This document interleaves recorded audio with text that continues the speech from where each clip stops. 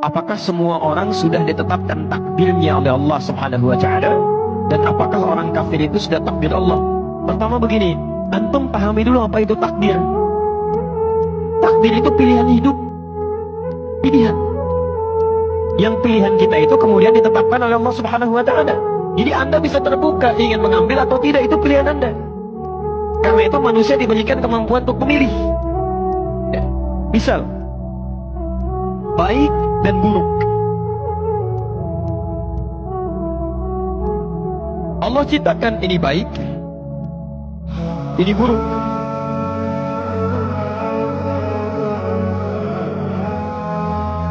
Ini positif, ini negatif.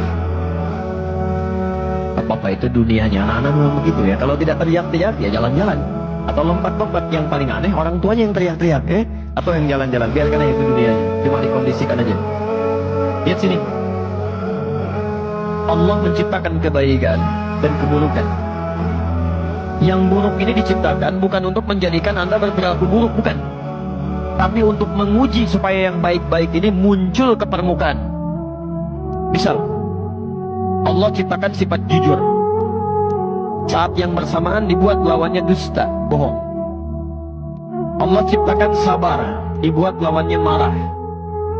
Allah ciptakan tawadhu, rendah hati, dibuat melawannya sombong. Allah menciptakan sombong ini bukan menjadikan seseorang untuk jadi sombong, bukan, tapi untuk menguji supaya sifat tawadhunya muncul.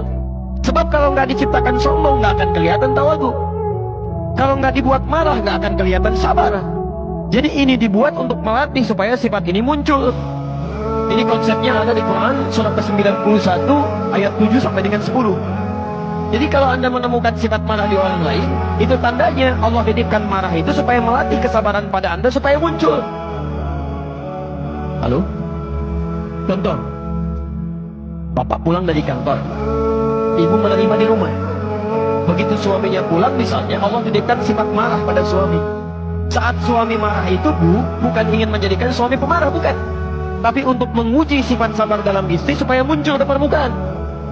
Jadi begitu menemukan sifat yang negatif, seharusnya lawannya ini yang cepat dimunculkan, maka akan indah kehidupan rumah tangga. Begitu suami datang marah, berarti saya harus sabar. Selesai. Jadi berbahagialah kalau ibu mendapatkan suami pemarah. Artinya Allah ingin meningkatkan kesabaran pada ibu. Misal, antum pulang ke rumah, menemukan istri cemberut. Cemberut. Apa lawan cemberut? Senyum. Langsung cari lawannya. Jadi begitu pulang ke rumah, istri cemberut, antum senyum. Waalaikumsalam. Tehnya kenal. Siapa ya?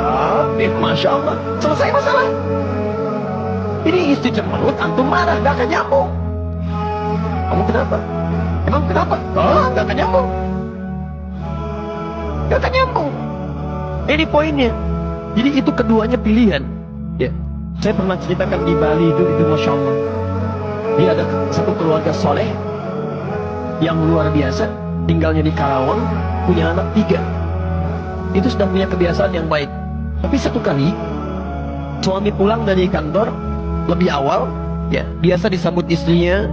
Masakan biasanya sudah jadi, ini belum jadi, masih masak di dapur. Maka disambutlah suaminya, dicium tangannya. Karena suami lelah, capek dan lapar, maka minta pada istrinya supaya dibuatkan dulu makanan pembuka, mie lah ya, semacam itu. Istrinya mempersilahkan duduk di ruang makan, tunggu pak, dimasak dulu katanya. Begitu sedang masak, karena saking sibuknya lupa. Ini nyata, garam yang 1 sendok tertuangkan ke mie yang tadi mau dihidangkan. Jadi yang mau masuk ke sayur pindah ke mie. Itu dalam suasana yang sedang sibuk, lupa, diaduk. Masya Allah, dengan bangganya istrinya menyampaikan pada suaminya hidangan mie yang sudah dinanti itu. Disampaikan, silakan pak, ya ditunggu dulu, mudah-mudahan nanti cepat selesai masakannya. Ayo, antum pulang dari kantor capek luar biasa, lelah dan lapar, disuguhi mie dengan garam 1 sendok. Bagaimana respon pertama yang akan Anda katakan? Masya Allah. Lihat-lihat kalimatnya. Ini keluarga sudah paham dengan konsep ini. Apa lawan garam, apa rasanya? Asin. Apa lawan asin? Maka keluarlah kata-kata yang manis itu. Ma, ini sayang. Anak 3 manggil sayang, Masya Allah, di dapur. Datanglah istrinya. Belum selesai, Bu. Kalimat keduanya lebih manis lagi. Sini, duduk samping papa berdua. Belum selesai. Kalimat ketiganya, ini pamungkasnya. Hello, Masya Allah. Sini papa suapin. Jarang rasanya kita makan berdua. Manis. Nggak ada kata-kata kasar. Jarang rasanya kita makan berdua. Sini papa suapin. Istri mana yang tidak senang dengan tawaran suami? Mau disuapin lagi? Apa yang terjadi? Ketika mulai disuapi, ini nyata. Ketika disuapi, istrinya merasa ada yang tidak beres di situ. Dia tidak tertawa, tapi dia menangis, Pak. Dia turun ke lantai, dicium kaki suaminya. Dia minta maaf. Maafkan mama, Pak. Mama tidak sengaja, mama tidak tahu. Apa kata suaminya? Jangan begitu, diangkat. Papa kan cuma katakan, lama rasanya kita nggak makan berdua. Apa yang terjadi? Gara-gara garam 1 sendok yang asin ini, muncullah cinta yang sangat manis bersemi. Laparnya hilang, keduanya masak di dapur bersama-sama. Jadi kalau ada seseorang ini dipilih yang baik tentang iman, kemudian ini kufur, dia diberikan pilihan untuk memilih apakah ingin beriman kepada Allah atau ingin ingkar dari Allah. Tapi saking sayangnya Allah tidak memberikan kepada hambanya peluang untuk menjadi buruk kecuali diberikan jalan untuk mendekat kepada Allah. Maka diturunkanlah apa yang disebut dengan hidayah. Supaya hambanya nggak salah pilih. Hidayah. Supaya nggak salah pilih. Padahal mudah bagi Allah untuk membiarkan. Ayo pilih aja sana. Ini pilih sini. Tidak. Saking inginnya Allah semua hambanya memilih yang baik diberikan hidayah. Ada yang masuk lewat telinga. Azan. Apa artinya azan? Bukan. Itu secara fikih. Kalau secara bahasa artinya telinga. Jamaknya udhun. Ya, maaf dari kata udhun. Jamaknya azan. Telinga. Jadi kalimat yang satu-satunya akan sampai kepada telinga selama masih punya pendengaran. Saya saat berada di Kairo, di Mesir selesai adzan, itu Libya adzan. Libya selesai adzan, Tunisia adzan. Tunisia selesai adzan, Maroko adzan. Maroko selesai adzan, Aljazair adzan. Nyebrang sedikit ke Spanyol, ke Perancis, ke Italia. Ternyata Masya Allah, lafaz adzan tidak pernah berhenti dalam 24 jam. Antum cek aja Selamongan di sini. Jadi berhenti, sana adzan, sana adzan, sana adzan. 24 jam. Kalau itu bukan kalimat yang Allah sampaikan kepada kita, mustahil bisa ada kalimat seperti itu. 24 jam. Bukankah di situ diperkenalkan lafaz Allah? Allahu Akbar, Allahu Akbar. Bukankah diperkenalkan kalimat syahadat? Asyhadu an la ilaha illallah.